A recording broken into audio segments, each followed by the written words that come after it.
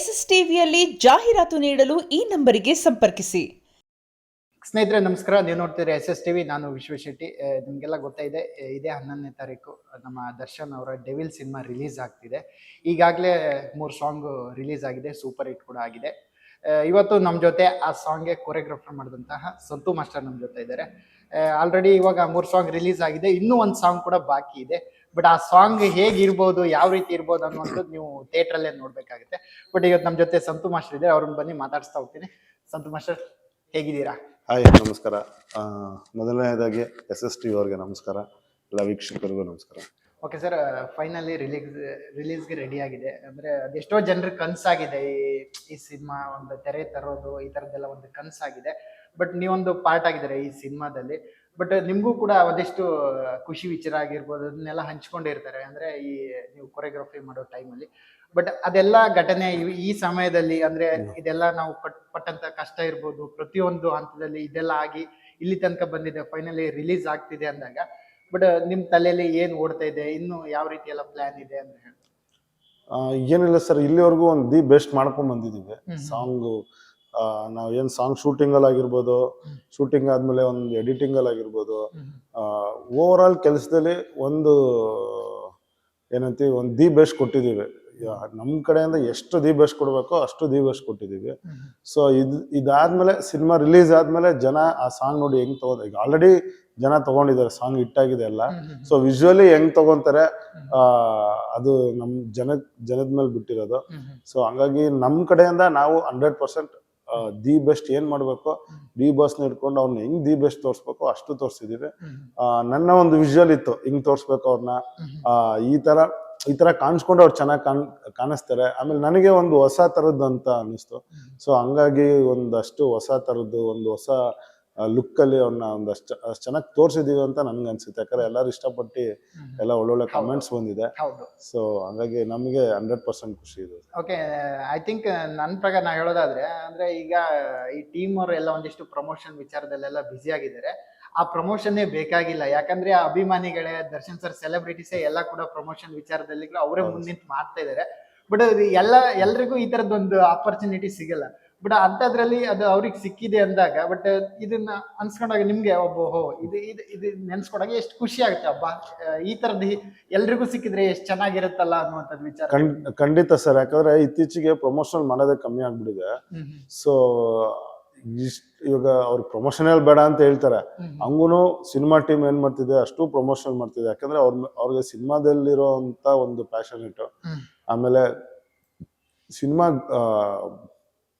ಅವ್ರಿಗೆ ಗೊತ್ತು ಇದು ಏನು ಪಬ್ಲಿಸಿಟಿ ಬೇಡವೇ ಬೇಡ, ಹಂಗೆ ಎಲ್ಲರಿಗೂ ಜನಕ್ಕೆ ಗೊತ್ತಿದೆ ಅಂತ ಗೊತ್ತು. ಇದ್ರೂ ಏನಕ್ಕೆ ಪಬ್ಲಿಸಿಟಿ ಮಾಡ್ತಾರೆ ಅಂದ್ರೆ ಅವ್ರಿಗಿರೋ ಒಂದು ಏನಂತೀವಿ, ಆ ಬಾಸ್ ಮೇಲೆ ಇರೋ ಒಂದು ಪ್ರೀತಿ ಆಗಿರ್ಬೋದು, ವಿಶ್ವಾಸ ಆಗಿರ್ಬೋದು. ಸೊ ಅದಕ್ಕಾಗಿ ತುಂಬಾ ನಾನು ನೋಡಿರೋದಂಗೆ ಎಲ್ಲ ಕಡೆ ತುಂಬಾ ಚೆನ್ನಾಗಿ ಪ್ರಮೋಷನ್ ಮಾಡ್ತಿದ್ದಾರೆ.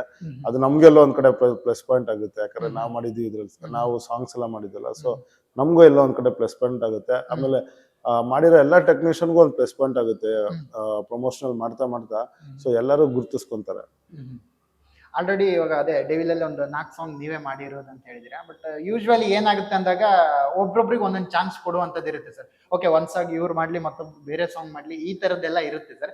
ಬಟ್ ನಿಮ್ಗೆ 4 ಸಾಂಗ್ ನಿಮ್ಗೆ ಕೊಟ್ಟಿರುವಂತದ್ದು ಒಂಥರ ವಿಶೇಷತೆ ಇದ್ರಲ್ಲಿ.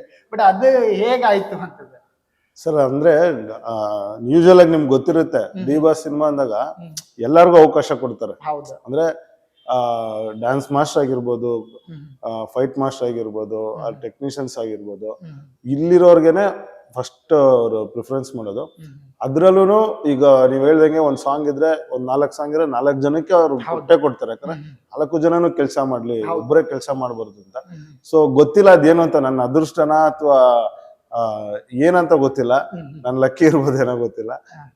ಫಸ್ಟ್ ಒಂದ್ ಸಾಂಗ್ ಮಾಡಿದಾಗ ತುಂಬಾ ಇಷ್ಟ ಆಗಿ ಡೈರೆಕ್ಟ್ರು, ಇಲ್ಲ ಇನ್ನೊಂದ್ ಸಾಂಗ್ ನೀವೇ ಮಾಡಿ, ಇದು ನಿಮ್ ಜಾನರು, ಅಂದ್ರೆ ಇಂಟ್ರೊಡಕ್ಷನ್ ಬಿಲ್ಡಪ್ ಅಂತೇಳಿ ಆ ಸಾಂಗ್ ಕೊಟ್ರು.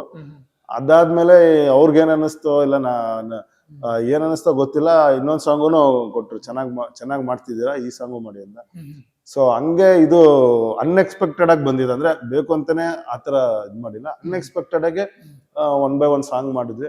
ಸೊ ಅದು ಪ್ರಕಾಶ್ ಸರ್ ನಾನು ಥ್ಯಾಂಕ್ಸ್ ಹೇಳ್ಬೇಕು. ತುಂಬಾ ಖುಷಿ ಆಗುತ್ತೆ. ಯಾಕಂದ್ರೆ ಫಸ್ಟ್ ಟೈಮ್ ಡಿ ಬಾಸ್ಗೆ ಒಂದೇ ಸಿನಿಮಾದಲ್ಲಿ ಒಂದೇ ಫುಲ್ ಸಾಂಗ್ ಮಾಡಿರೋದು. ಸೊ ತುಂಬಾ ಖುಷಿ ಆಗುತ್ತೆ ಸರ್. ಅಂದ್ರೆ ಇವಾಗ ಸಾಂಗ್ ವಿಚಾರಕ್ಕೆ ಬಂದ್ರೆ ಎಲ್ಲರೂ ಕೂಡ ತುಂಬಾ ಇಷ್ಟಪಟ್ಟಿದ್ದಾರೆ ಸಾಂಗ್ ಒಂದು.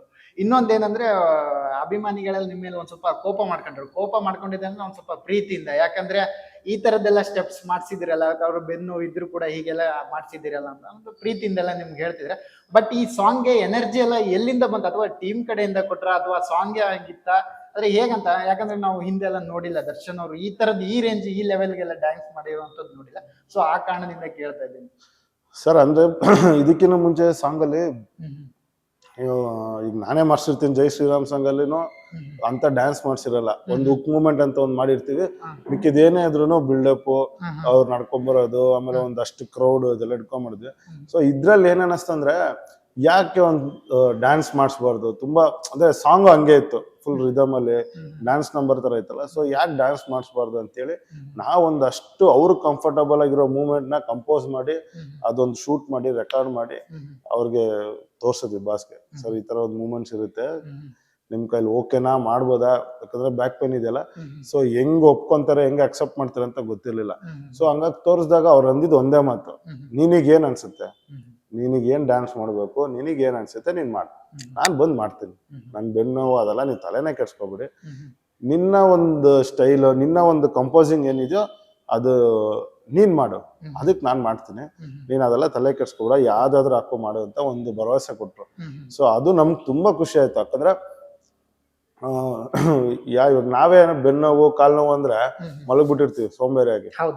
ಸೊ ಅಂಥದ್ರಲ್ಲಿ ಅವರು ಅಷ್ಟು ಶ್ರಮ ಕೊಟ್ಟು ಅವರಲ್ಲಿರೋ ಆ ಕೆಲಸದಲ್ಲಿರೋ ಅವ್ರಿಗೆ ಪ್ಯಾಷನ್ ಅಲ್ಲಿ ಸೊ ಅಷ್ಟು ಹಾರ್ಡ್ ವರ್ಕ್ ಮಾಡಿ ಯಾವುದೇ ಒಂದು ಮೂಮೆಂಟ್ ಚೇಂಜ್ ಮಾಡಿಲ್ಲ, ಯಾವುದೇ ಒಂದು ಸ್ಟೆಪ್ಸ್ ಚೇಂಜ್ ಮಾಡಿಲ್ಲ. ನಾವು ಏನ್ ಹೇಳ್ಕೊಟ್ವು, ಒಂದು ಸಿಂಗಲ್ BGM ಮಾಡಿರ್ತಾರೆ, ಒಂದು ಸಿಂಗಲ್ BGM ಒಂದೇ ಶಾರ್ಟ್ ಅಲ್ಲಿ ಮಾಡಿರ್ತಾರೆ, ಅದು ಥಿಯೇಟರ್ ಅಲ್ಲಿ ಬಂದಾಗ ಗೊತ್ತಾಗುತ್ತೆ. ಸೊ ಆತರ ಎಷ್ಟೊಂದು ಮೂಮೆಂಟ್ಸ್ ಗಳು ತುಂಬಾ ಅದ್ಭುತವಾಗಿ ಮಾಡಿದ್ದಾರೆ, ಇಡೀ ಸಾಂಗ್ ಡ್ಯಾನ್ಸ್ ಮಾಡಿದ್ದಾರೆ. ಅದ್ ನನಗೆ ಖುಷಿ ಕೊಡುತ್ತೆ. ಯಾಕಂದ್ರೆ ನಾನ್ ಬಾಸ್ನ ಹಿಂಗೆ ತೋರ್ಸ್ಬೇಕು, ಈ ತರ ಮೂಮೆಂಟ್ಸ್ ಅವ್ರು ಆಡ್ಬೇಕು ಅಂತ ನನಗ್ ಖುಷಿ ಇತ್ತು. ಸೊ ಅದು ನಾನ್ ಮಾಡ್ಸಿದೀನಿ, ನನಗೊಂದು ಖುಷಿ. ಡಿ ಬಾಸ್ ಫ್ಯಾನ್ಸ್ನು ಒಪ್ಕೊಂಡಿದ್ದಾರೆ, ತುಂಬಾ ಚೆನ್ನಾಗಿ ತೋರಿಸಿದೀರಾ, ಡ್ಯಾನ್ಸರ್ಸ್ ಇದಾರೆ ಅವ್ರ ಕೈಯಲ್ಲಿ, ತುಂಬಾ ಖುಷಿ ಆಗುತ್ತೆ ಅಂತ. ಸೊ ಖುಷಿ ಆಯ್ತು. SS TV ಸಿನಿಮಾ ಜಗತ್ತಿನ ಕ್ಷಣ ಕ್ಷಣದ ಸುದ್ದಿಯೊಂದಿಗೆ